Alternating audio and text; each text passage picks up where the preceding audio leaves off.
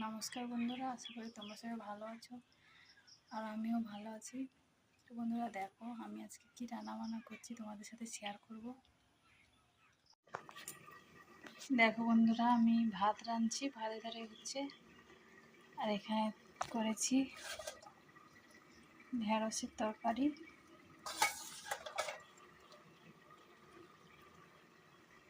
আর মাছের ঝোল হচ্ছে।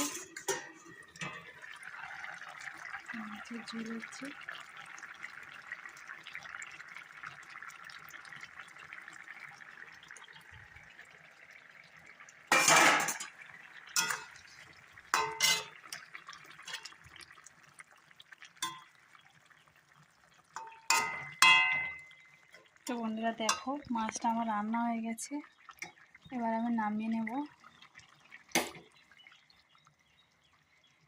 খুব সাধারণভাবে রান্না করেছি, জিরে পেঁয়াজ বাটা দিয়ে, যেটা শরীরের পক্ষে খুব ভালো।